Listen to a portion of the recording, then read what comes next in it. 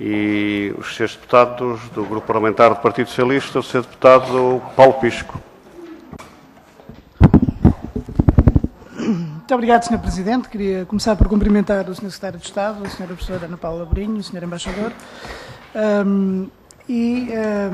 Gostaria de começar por referir, isto é muito oportuna esta audição e esta discussão sobre as questões relacionadas com os fluxos migratórios e a resposta que o Estado português, que o Governo português lhes tem dado. Eu gostaria de começar por referir um aspecto que me parece relevante, é que, pela primeira vez, nós assistimos no nosso país a uma campanha por parte do Governo para que os portugueses pudessem emigrar. E isso é uma coisa inédita e que criou na sociedade portuguesa uma descrença sem precedentes e que faz com que hoje todos os jornais, toda a opinião pública portuguesa discuta o assunto e que leve as pessoas a emigrarem.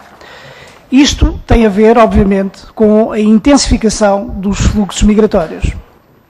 Aquilo que o Sr. Secretário de Estado aqui nos veio trazer foi uma bonita ação de propaganda, um novo programa do Governo, porque na realidade, passado todo este tempo, aquilo que tem acontecido na área das comunidades tem sido apenas uma mera destruição de algumas das coisas que havia. Eu vou começar por dizer ao Sr. Secretário de Estado o seguinte, é que houve uma greve de 6 semanas dos funcionários consulares, coisa que nunca tinha acontecido com a humilhação dos funcionários consulares. Houve um encerramento de postos consulares sem nenhuma razão, o Governo ainda não conseguiu explicar porque é que encerrou estes postos consulares. Houve um despedimento de 49 professores e uma redução de 122 pessoas do ano letivo anterior para este, que é uma coisa também sem precedentes.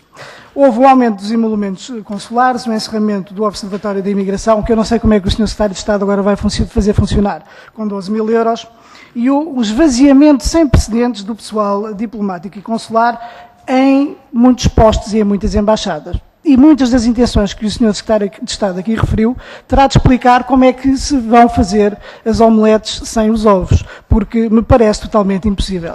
Eu dou-lhe um caso paradigmático e eu pedi ao Sr. Secretário de Estado que o levasse em consideração, que é o do Luxemburgo, onde há um esvaziamento diplomático a nível da nossa estrutura consular, do nosso consulado e da nossa embaixada, que é uma coisa absolutamente inqualificável para um país que tem 20% da população portuguesa, onde ficará uma embaixadora praticamente sem apoio nenhum e onde o consulado tem cada vez menos funcionários, onde haverá um número 2 de embaixada que acumulará com as funções de cônsul-geral e sem pessoal.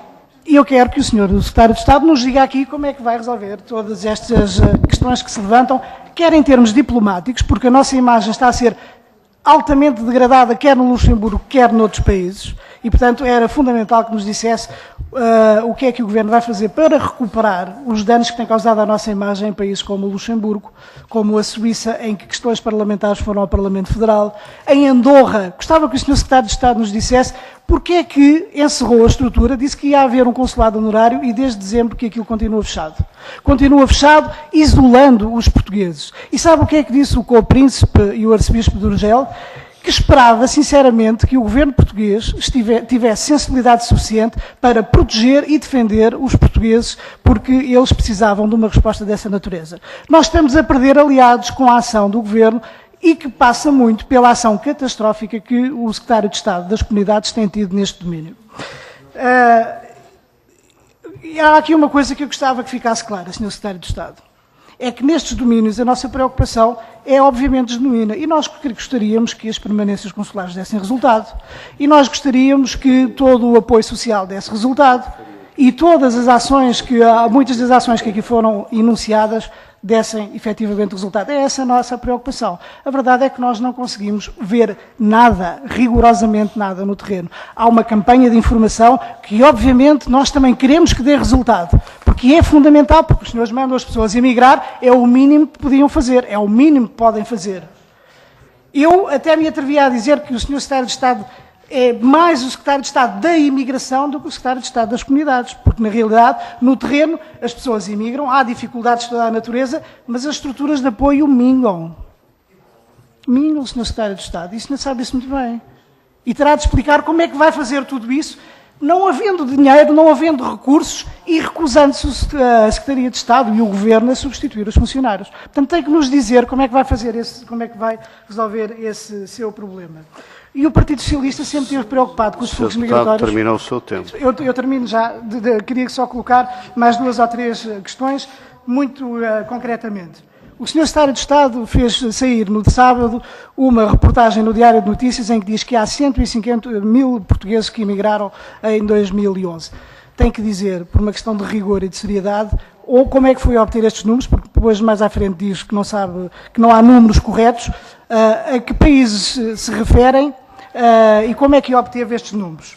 Tem que nos dizer também, porque há problemas seríssimos a nível do Luxemburgo e da Suíça, o que é que o Sr. Secretário de Estado foi fazer à Suíça e ao Luxemburgo que não teve nenhum encontros com as autoridades oficiais?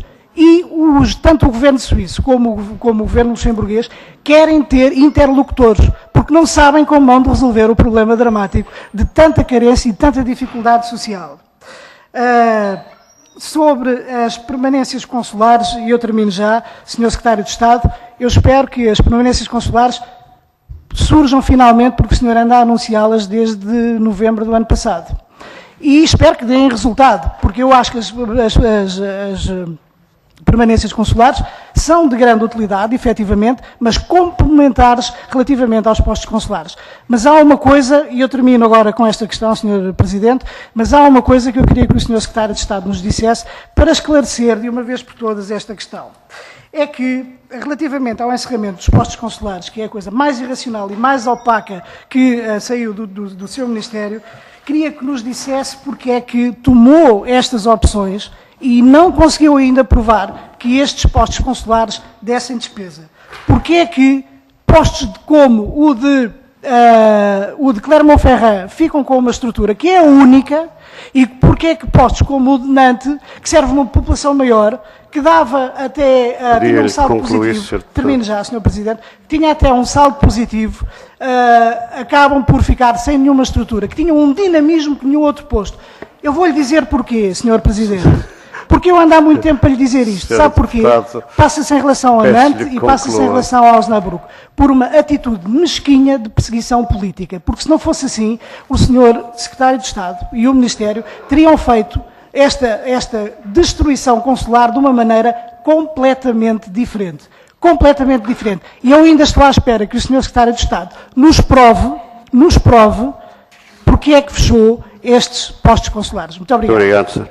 Srs. Deputados, eu pedi a contenção a todos os Srs. Deputados.